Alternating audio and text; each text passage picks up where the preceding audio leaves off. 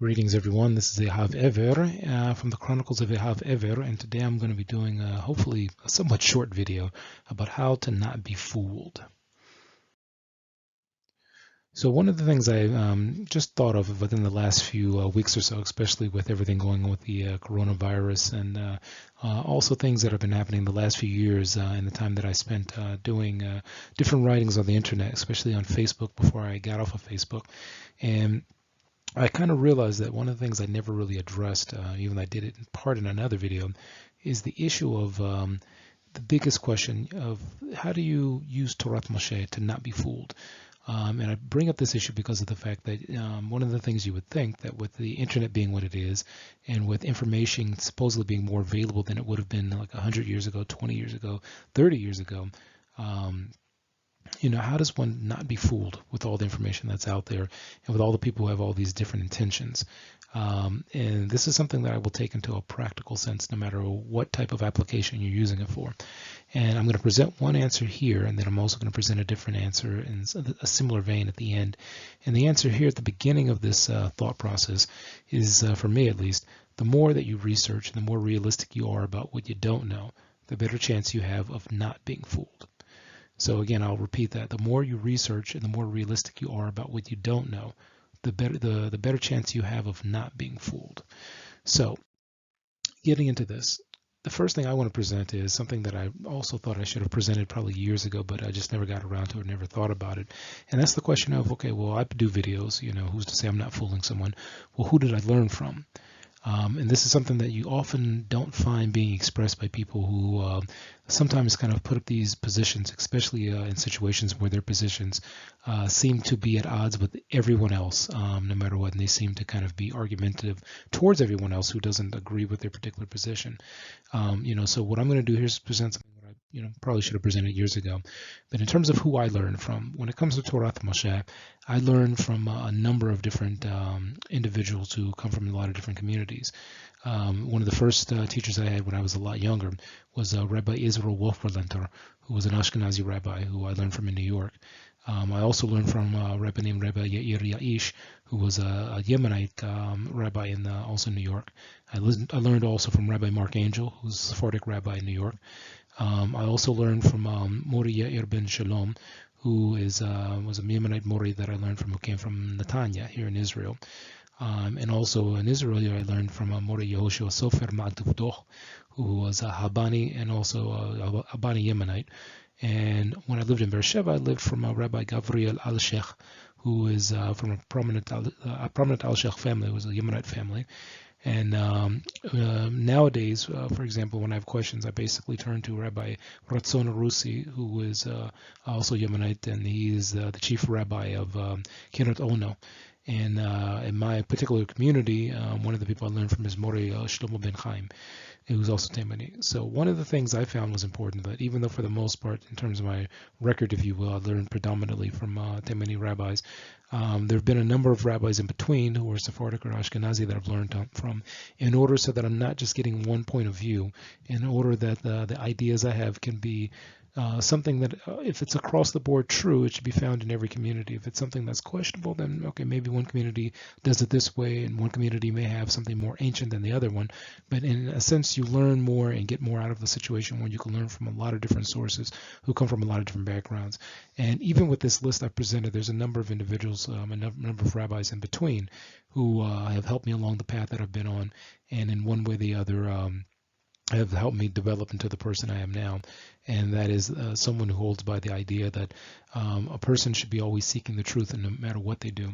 And that's the basic position and one of the basic principles of Torah Moshe, that Hashem, the creator of all things, created us to be seeking out the truth and trying to understand how the universe works and how the world works within a scientifically based and founded principle.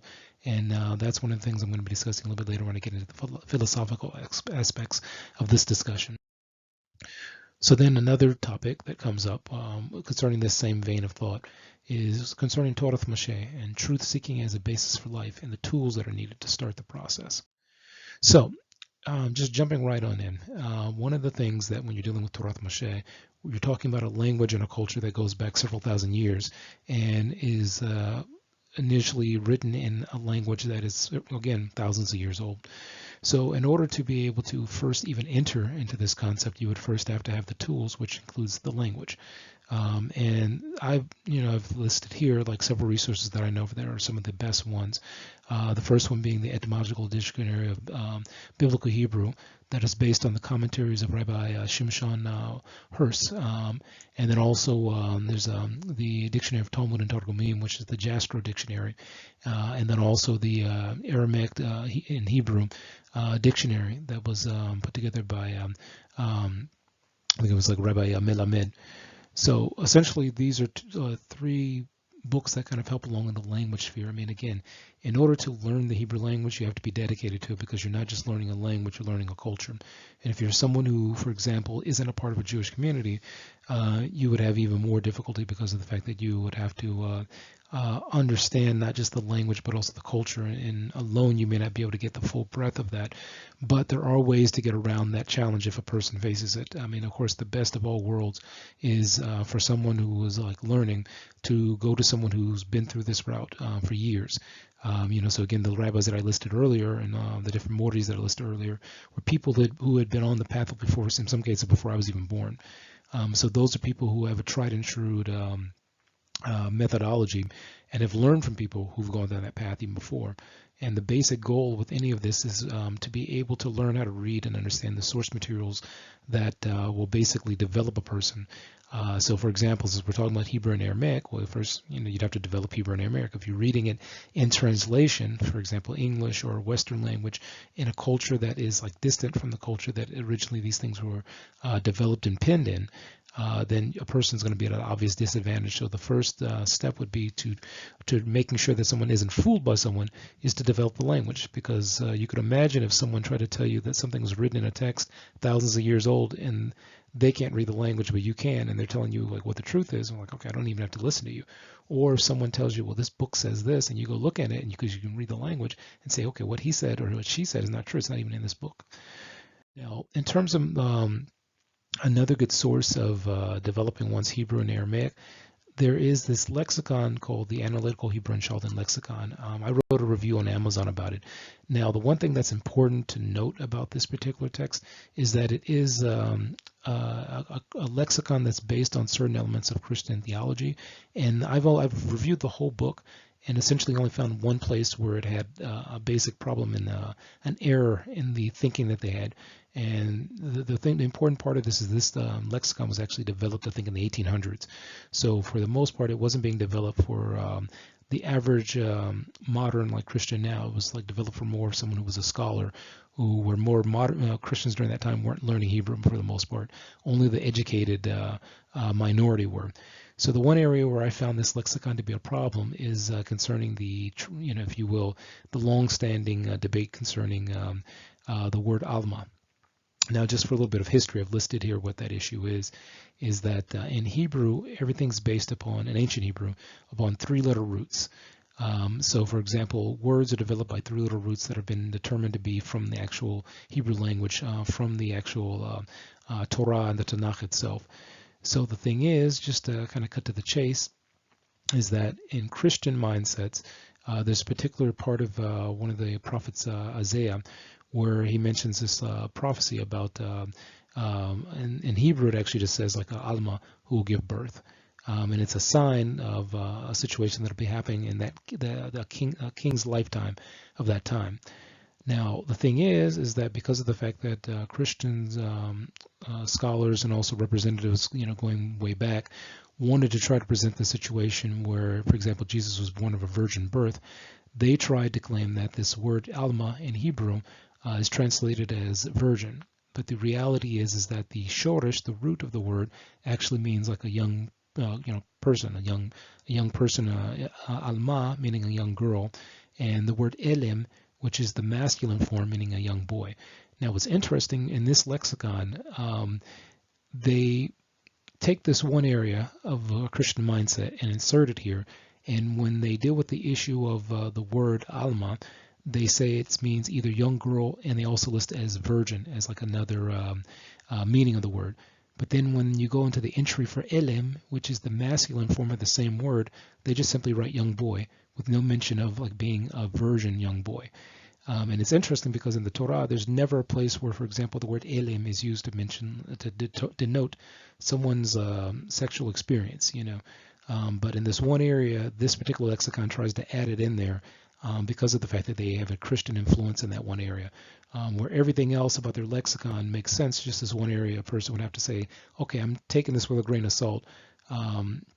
The one reason I do suggest this lexicon when dealing with the language is that it has a good system set up in it of finding, for example, the word that actually shows up at the Tanakh, and then going back and finding the root, because it tells you, okay, here's the word, here's the, I guess you could say the grammar behind the word, and here is also, for example, the three-letter root that it comes from, and then you can go back in the book and find the three-letter root. So that can help a person go a little faster, but again, a person using this particular lexicon, and I've looked around for different lexicons that don't have this problem, and I haven't been able to find any that really work as well as this particular lexicon. So again, I'm simply just noting this as something the Rambam said, that you accept the truth from wherever it comes. So everything else in the book I've seen is okay, and it's on the level, just this one part where they don't exactly do the right thing, if you will. And again, that's because of the fact that, as I mentioned before, the word elam is a young boy. It just means a young boy, and they note it as such. And alma, they note as being a young girl and also a virgin, when in reality, the word alma just means young girl, doesn't denote anything else. And in the Hebrew language, there's a word called betula that actually means virgin, no matter what, a virgin girl. So that's just an important part of like the same thing I'm mentioning here about how to not be fooled. You sometimes even the text you're using to try to like come to the truth of something sometimes may have things in it where you're looking at it, okay, I don't know where they came up with that, or I do know where they came from with it, that's wrong.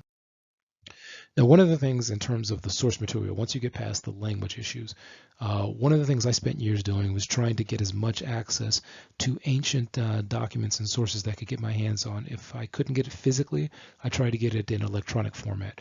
So one of the things I was proud of is about a year or two ago, I was able to get a copy, an electronic copy of what's called a Taj that was from Yemen, and it was written about in 1485 by a man named David bin Benaya bin Saadia bin Zachariah. Now, the Taj is essentially the Chumash, the 5 books of Moses, and this particular text was written by hand in Yemen, and Yemenite texts are known to be very accurate in terms of being especially close to the Aleppo Codex, at least what the notes are from everybody who was able to see the Aleppo Codex when they had the Torah portion in fully intact. So I have this electronic format. I found it about 2 years ago, and recently I tried to find it again, and it's completely gone from what I've been able to see. So I've been able to find the actual, it's like in a PDF form, but it's in color, and I use it in some of the other videos. If you've looked at my other videos, I've used this text a number of times. Along with it, of course, I've actually got physical books, like I've got a reproduction of the Aleppo Codex, and I also have a number of different Tajes, which are Humashim from Yemen, that I use. One of the main ones I use for Shabbat, for example, is the one that you see on the bottom left, which is the one by Aharon Amram, and it's called Wazot Torah, and then also, of course, the other Tajes that you can get from like Nusach Teman in Bnei Brak. So these are like the main source materials I use for Torah and Tanakh, for example. When it comes to halachic and philosophical source material, of course, there's the Talmud. There's even a Yemenite Talmud that has like the Nikodot added according to like Taimani pronunciation or Yemenite Jewish pronunciation. And of course, Rabbi Saad Gaon, for me is a must to be able to have his works available. And then Torah Chavot, Levavot, basically is something that I also have available. Now, anyone who's ever watched my videos knows that I'm a big fan of the Rambam in terms of understanding and also dealing with halakha and philosophy. So the sources, of course, of the Rambam would be the Mishnah Torah, his commentary on the Mishnah, the Sefer HaMitzvot, the Moreh Nevuchim, the Guide to the Perplexed, and some of his different letters to deal with understanding it. So that's, of course, the Mishnah Torah, the Moreh Nevuchim, his commentary on the Mishnah, and also the Sefer Mitzvot, and then also some of his letters, the Yorot Rambam. So again, I'm not one of those people who, for example, will only go by the Rambam. Again, like I said before, I use a lot of different sources, as much as I can get my hands on. For example, Rav Saad Gaon's like commentary on the Torah when he translated into Arabic, as well as the Ramban, Rabbi Moshe ben Nachman, and then also different midrashim, like for example the Tzur al-Salam, which is essentially Arabic midrash that was written in Yemen by I forgot who the author was, but it was like a Jewish author. It's a Jewish midrash that Rabbi Yosef Kaifach translated into Hebrew. And again, I'm one of those people where I try to use as many sources as possible to determine that I'm on the right path in terms of something. So if any time a question comes up, I try to look it up in like more than one source. I start with the Rambam, just simply because, like I say, I'm a fan of his thinking, and from there, I sometimes look in other like works, even those who disagree with him in different areas, just so I can have a fuller understanding. And that's one of the reasons I could say that a lot of times when people try to pull the wool over my eyes with something, I've been able to kind of see through it because of the fact that I've read so many different sources, and I still look through many sources. And I accept the fact that I don't know everything, and I accept the fact that there are people out there who either know more or less than me, who still have the ability to pull the wool over my eyes if I'm willing to go there. And that's the thing. I'm one of those people who I realize that somebody can fool me. There's no way that I can believe that I never can be fooled by someone. Sometimes when I've been fooled in the past, it's partially because of the fact that I wasn't keeping my eyes open, if you will, or I was not willing to do the research that was necessary. So that's the perspective I have on that. So the next thing I would say is concerning philosophy. Having the right philosophical outlook sometimes can influence how you accept information, research information, and the process you go through for trying to determine what the truth is. Now, the starting point I use for that comes from the Kuzari, and basically deals with the idea that the Torah cannot contradict what is seen and proven to be true. Now, notice that, again, it's not just when someone tells you something's true, it's what's seen and proven to be true. So essentially what it says is,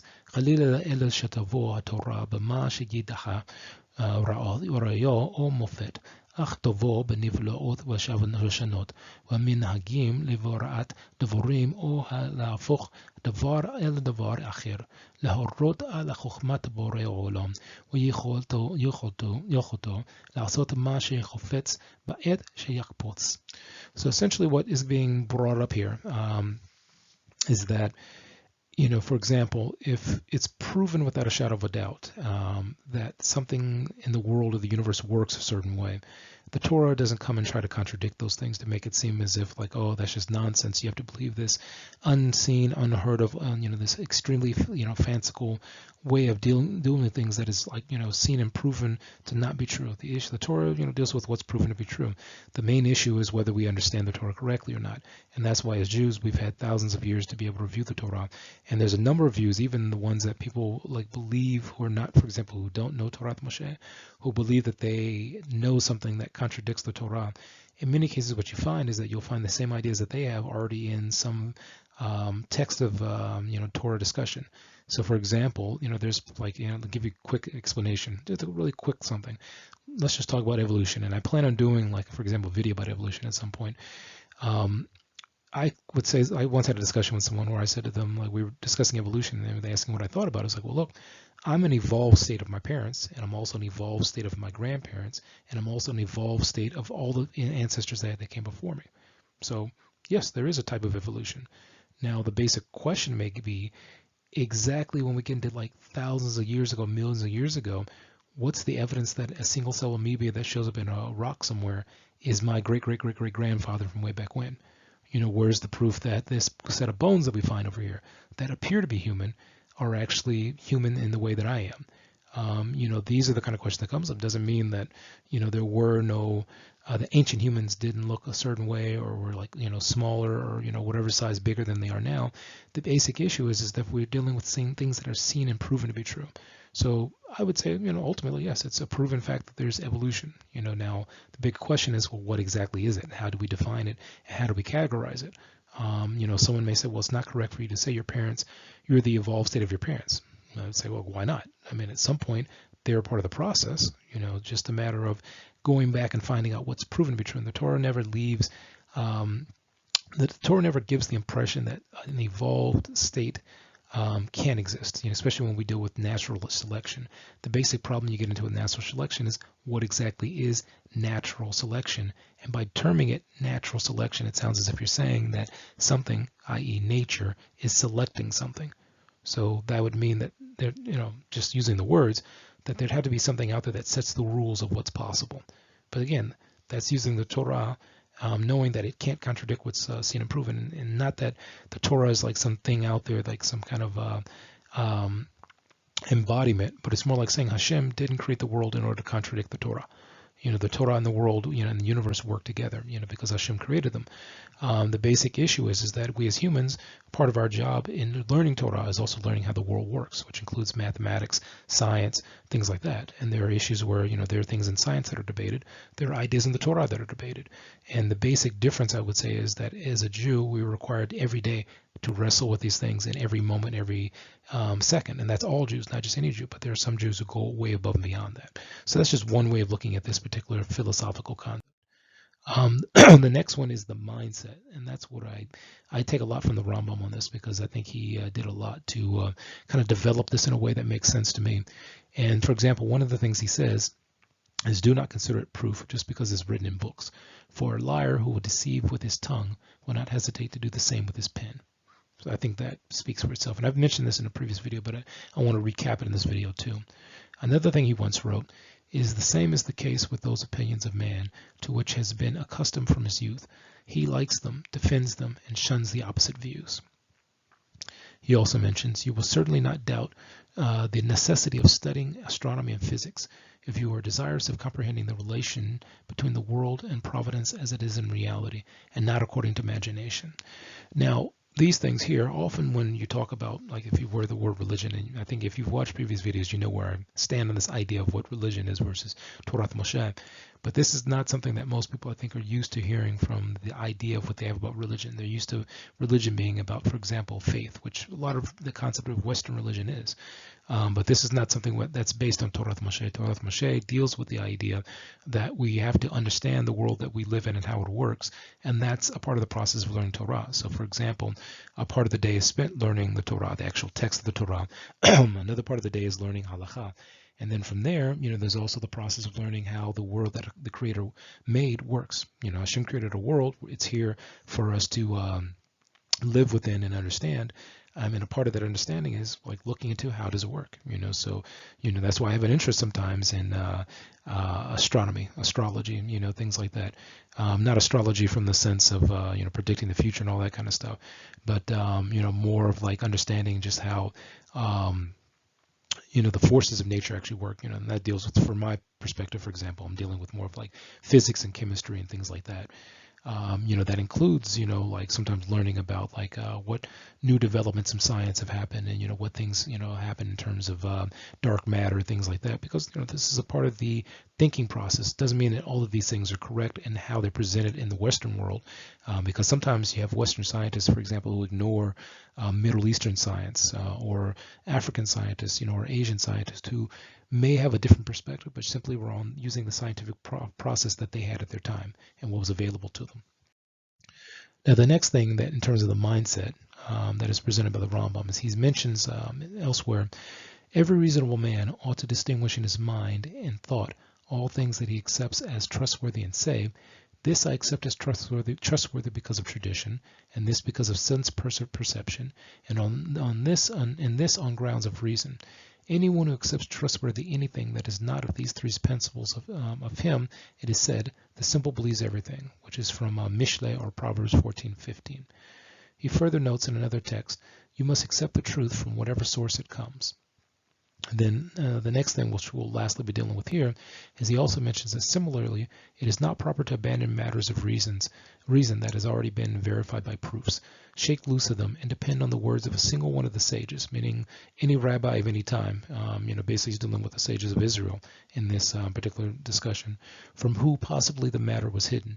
Or there may be an allusion in those words, or they may have been said with a view to the times and the business before him. A man should never cast his reason behind him, for the eyes are set in front, not in back. So these perspectives is the way that I approach all things, or at least I try to. And again, the issue is that these are the attempts of us as humans, where there are some situations like the Rama mentioned that you have to be honest with yourself of where you're getting your understanding from. Am I simply just abandoning something in order to accept that this one particular person said it this way and I like it?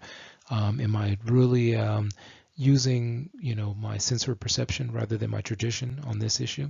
Am I using reason, or am I just simply using another aspect of the process that and I'm just not being honest with myself? And that's one of the things I think that goes back to what I mentioned earlier, that if a person is honest with what they don't know and what they do know, it's harder to fool those people, because if a person comes and says, the sky over Brazil is blue, and a person says, oh, okay, yeah, that makes sense. But then they may say, okay, well, wait a minute, I've never been to Brazil. Maybe I need to do some research into that before I just say yes to that. Maybe a person may say, okay, well, this person has proven themselves to be trustworthy on everything else up to this point that I've verified. On this particular issue, I'm willing to accept it. A person may just simply say, not interested today. Doesn't matter. So this is the thing that is the suggestions I make to anyone who is wading through these issues, who's arrived at some of my videos or other people's videos. And this is the perception I think that personally I would say they should take. So then let's deal with the solution. So bring it all together. We presented a question of how can one use Torah Moshe to not be fooled? And the basic secondary aspect of the answer that I would give is be aware of as much as possible and investigate all things using logical analysis. Develop the tools and accept the truth based on continuously questioning and fact-checking. So this, of course, is the process used by most Jews who learn Torah Moshe. That for example, it'd be one thing to just simply sit down and read the Torah once and say, okay, got it. Never have to go back over that again. But Jews who learn Torah Moshe go through it every single day, and every year we start the Torah all over again. We go through it from Bereshit, the very beginning, to Devarim, and then we learn it, we question it, we debate it, we challenge it, we soul seek, soul search as they call it, and then we go through it all over again the next year. And then we question it, debate it, find new things. And I've found, any Jew could tell you, if you research the Torah enough, you find things in it that you didn't know before, especially since the Torah itself isn't just simply the 5 books of Moses, even though the basis of Torah is the 5 books of Moses. It's still the process that has come through the tradition and also the information that's been passed down throughout the sages from the time that Hashem gave the Torah at Har Sinai, at Mount Sinai, until the modern era. And, for that time, there have been Jews investigating it, questioning it, debating it, and using the modern scientific method, using the ancient scientific method that exists in order to determine how reality works. And that, in a sense, is one of the goals of humanity, to do those things. And that's why I said that a person has to recognize the process that makes sense for them. And that's one of the things I think that some people get lost in, where they say, okay, well, how do you know the truth? Well, the question is, well, have you sat down and tried to determine for yourself how you know the truth? Because I can tell you one thing: if a person said you need a car in order to get to work, a person is usually going to use some process to determine what car they're going to use or what car they're going to buy in order to do that. And usually people look for reliability in certain things, like physical products, for example, using a certain methodology that they've determined for themselves. Well, reality requires the same thing. So it's no different than if I was to say, okay, well, this is a car that I would like to purchase. I'm going to open up the hood, take a look inside. I'm going to push, pull, turn on, test drive. I'm going to do all these things in order to determine if this is a really good product to buy. I'm going to look in consumer reports. I'm going to do all this background research.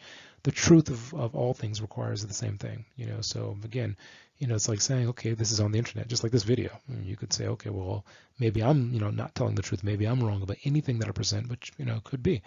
But that's up to you as a person to go out and research and determine for yourself, not to prove me right or wrong, but simply to prove yourself and also the things around you is right or wrong. So this is my video, and I think it's getting a little bit shorter nowadays. So I hope you enjoyed it, and I hope it helps in some way. So take care.